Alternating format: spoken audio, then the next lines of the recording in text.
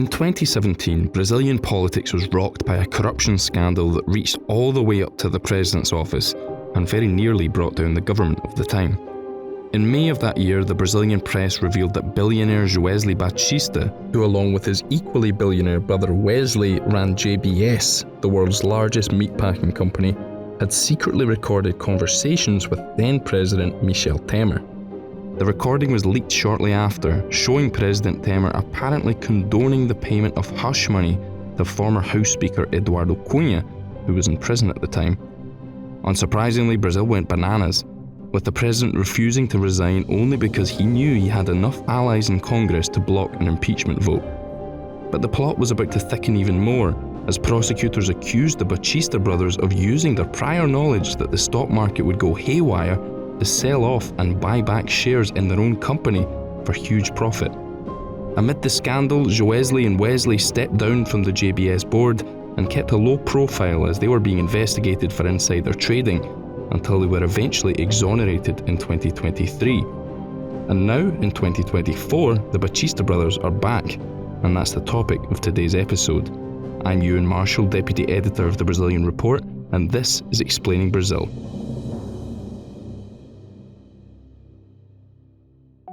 If you like Explaining Brazil, you should subscribe to the Brazilian Report, the journalistic engine behind this podcast. We're an independent organisation funded by our subscribers, and you can help us stay independent and continue to produce award-winning journalism. Our work has been recognised for its quality, and we've won several international awards. And the Brazilian Report was recently nominated for Best News Website in Latin America by the World Association of News Publishers, WANIFRA. To continue this work, we need your support.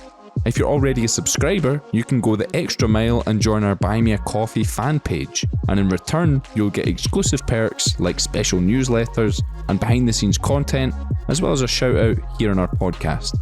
And today, I'd like to thank our Buy Me a Coffee members: Jaciara de Oliveira, Carson Allen, Gabriel Luca, Andrei Novoseltsev, Pan Ludwig, Leslie Seal, Mark Hillary, Louise Renz, Erwan Menais, Aaron Berger, Kars Vriesvik, Alistair Townsend, Miller Renasido, Peter Abramson, David Dixon, Joseto Z. Stankovic, Emerging Market Muser, Anna Lund, Peter Suffren, Anderson da Silva, and someone who wishes to remain anonymous. And our Buy Me a Coffee members come from all over the world, so please, if we're butchering the pronunciation of your name, please send us an email.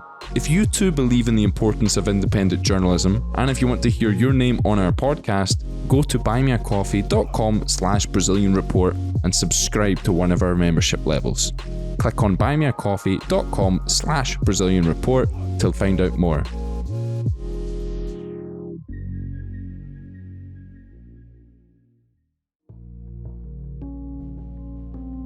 At the end of March, global beef giants JBS announced that they were expanding their board from 9 to 11 members in order to make room for the return of the Batista brothers to the head of the company. Shareholders will meet later this week to confirm the decision. That said, shareholder approval is hardly a given. A preliminary JBS shareholders vote, the results of which were revealed on Tuesday, suggests that the brothers could well be blocked from returning to the board. We got in touch with JBS to ask about the results of this preliminary vote, and they assured us that the final outcome will only be made clear after Friday's shareholders meeting, estimating that the votes received in this preliminary portion should only add up to around 1/5 of the total. But the JBS stranglehold on the beef industry has players in the US and Europe flustered. Above all, it's JBS's plans to launch an IPO on the New York Stock Exchange that has got tails up all around the world. In January of this year, 12 members of the House of Commons and House of Lords in the UK sent a letter to the SEC in the US, asking them to reject JBS's request to go public in New York. They argued that allowing the IPO would increase deforestation in the Amazon. That same month, US senators wrote their own letter to the SEC with the same demands, this time using the corruption argument to try and turn American regulators against JBS. An advocacy group was set up in the US at the end of last year to help coordinate these efforts, going by the very straight-to-the-point name of Ban the Batistas. In response to news that Joesley and Wesley are to return to the JBS board, the group called for consumers to boycott JBS brands. And today, I'll be speaking to the Executive Director of Banda Batistas, Kimberly Spell. Kimberly, thanks a lot for joining us. Oh, thank you so much for having me, Ewan. I think, first of all, it would be good if you could, in your own words, give us a bit of an overview on who the Batista brothers are, how they made their fortune, and how JBS became the world's biggest meat company. Before I get started, I would like to just tell you a little about who we are. Banda Batistas is an advocacy group, and we're working to protect farmers, ranchers, consumers, and investors. We launched late last year to prevent JBS's attempted IPO on the New York Stock Exchange. And we're doing this to protect American independent farmers, responsible investors, and conscious consumers from JBS's long history of corruption. Now, over to your question, the Batista brothers, how they made their fortune and how JBS became the world's biggest meat company. Those are very big questions. Joesley and Wesley Batista are the billionaire brothers, and they're the sons of JBS founder Jose Batista. JBS is notorious for its staggering daily slaughter of 13 million animals and annual revenues reaching $50 billion. It's been embroiled in numerous controversies, plagued by scandals from high-level corruption to labor abuses, environmental violations. The company's practices have come under intense scrutiny in all ways. Expanding ruthlessly into the U.S. market through acquisitions like Swift and Pilgrim's Pride Corporation, JBS cultivated close ties with the Brazilian government, leveraging substantial loans from Brazil's State Development Bank. JBS solidified its dominance in the American meatpacking industry. However, the company's involvement in the widely reported Operation Car Wash corruption scandal there in Brazil revealed the extent of JBS's criminal activities. Executives confessed to paying millions of dollars in bribes to politicians, implicating top Brazilian leaders, including then President Michel Temer and his predecessors. So on April 26th, shareholders of JBS are going to vote on whether or not to elect Wesley and Joesley Batista back into the company's board of directors. Now, they've not been part of the board for 7 years, so why do you think they're coming back now? Thank you. Yeah, the Batista brothers did previously serve on the board for the world's largest meat packer, and they faced a really tumultuous period in 2017. It was marked by arrests and scandal. Wesley Batista, who was then CEO of JBS SA, and his brother, former chairman Joesley Batista, were arrested by Brazil's federal police amid accusations of profiting illegally from a plea deal. What they were doing, essentially, was accused of doing, they were dumping company shares, stockpiling US dollars before the deal became public. That enabled them to profit as bribery allegations shook Brazil's government and financial markets.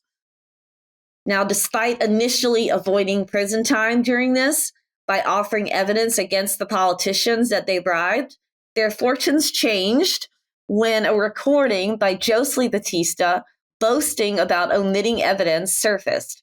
It prompted threats to revoke their legal protections. Wesley Batista was arrested. He was linked to insider trading during a plea deal negotiations, and it signaled a broader crackdown beyond the initial corruption charges. This upheaval, which was dubbed Joesley Day by Brazilian traders, exposed the power and influence of Brazil's meat industry and delivered a significant blow to the stock market. And just for our listeners, I alluded to this at the beginning of the show, but on that day that the plea deal and the secret recordings came to light, the Brazilian stock exchange dropped 8.8% in a single day, triggering a circuit breaker, and the Brazilian real also hit its lowest value in 14 years before that point. Joesley Batista's recording made as part of the plea deal arising from the corruption scandal captured President Michel Temer apparently ordering bribes to a corrupt politician serving a graft-related prison sentence. The revelation shed light on widespread corruption, with JBS officials testifying to bribing 1,829 candidates from various political affiliations, spending nearly $250 million.